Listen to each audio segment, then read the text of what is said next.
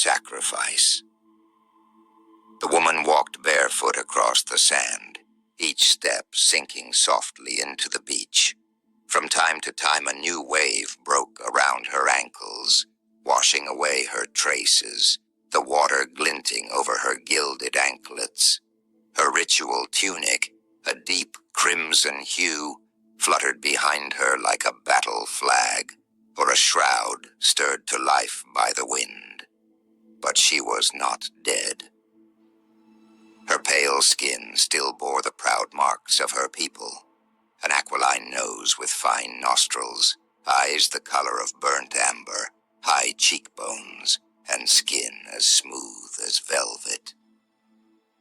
Her gait was solemn, unhurried, each step deliberate, as though it carried her closer to some ordained purpose. With the help of a long, slender staff, she seemed a high priestess or a chaste worshipper upon a private errand of faith. The shoreline rippled before and behind her, stretching into the horizon where it broke against a few enormous, dark rocks, silent sentinels of stone. It was nearing dusk when she reached them at last. Without a word, she raised her arms in an embrace, tracing invisible signs in the air. Her gaze lifted to the towering shape of a face, carved in the rock.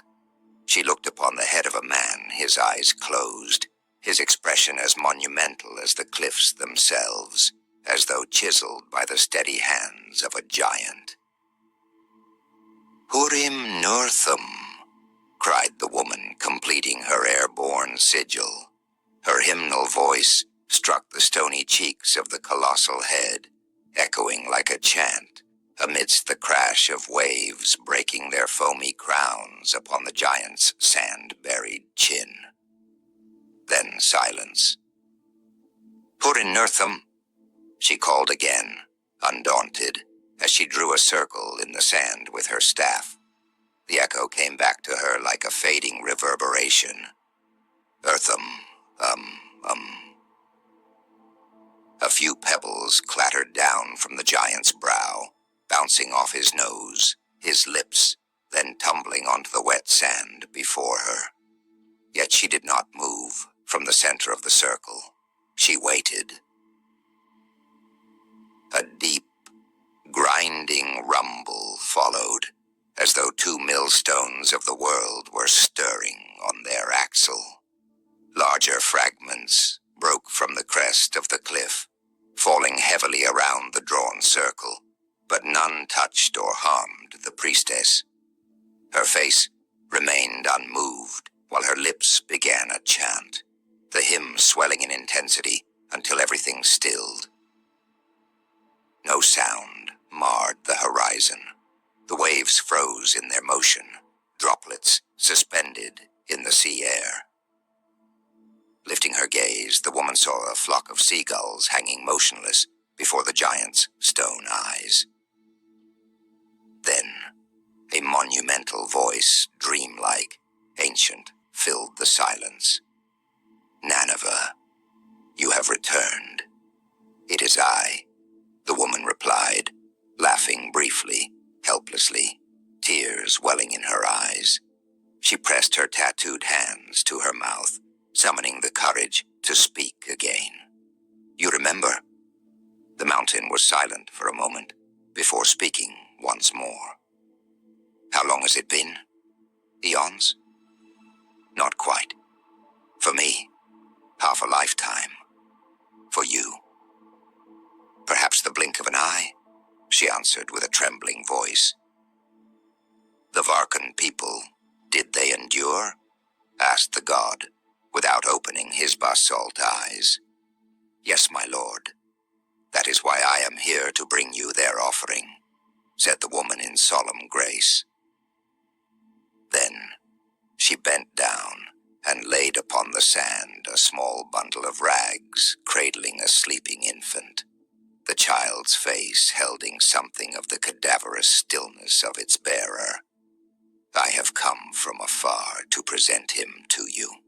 He is unholy, a mudblood. I can feel it bears the mark of the undying," murmured the god as he cracked open his stone eyelids to behold the infant. "You are right, mighty Kalabach," she said softly. "He is, as you say, only half immortal. His father, Morid, is one of us. He conceived him with a Terran woman named Ynid. In his veins streams Varkan blood. Yet, he is unworthy of our kin. So I brought him to you, as a sacrifice." As she stepped out of the circle, the colossal face studied the child, its vast eyes seeming to pierce through time itself, reading the threads of his destiny. "Indeed," said Kalabach, "he is unholy, a half-blooded beast, worthy of being cast to the elements, but against all odds. I was waiting for him for eons. His dark stamina, pouring out of his lungs and skin, is so powerful. He is like the flames of a pyre, a cascading stream of fury and hate.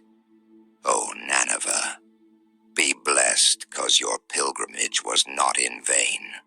You've brought no offering to me, but the future Varkan Lord, 'cause he shall be the scourge of the realms, the one they will call the Blooded, and his name shall be Sangrine." The woman stood still, bowing until her face touched the sand, remaining there a long while, her white-nailed hands stretched before her. "And you, Naneveh?" asked the god after a pause. "How have you been?" "My lord, I," mumbled the priestess, but her words were drowned in tears. "I love you too, Naneveh," the god finally said. "The fate of the Varkans lies in good hands thanks to you. Lead the young master back to Magion, and teach him the old ways as long as he asks it of you.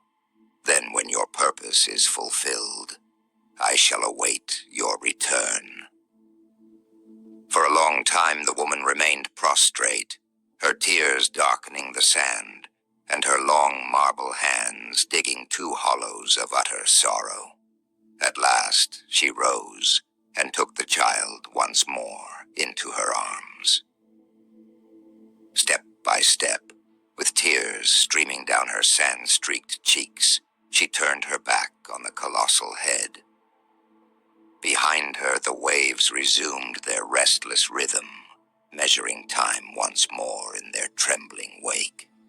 "Farewell, Kalabach, my beloved, farewell."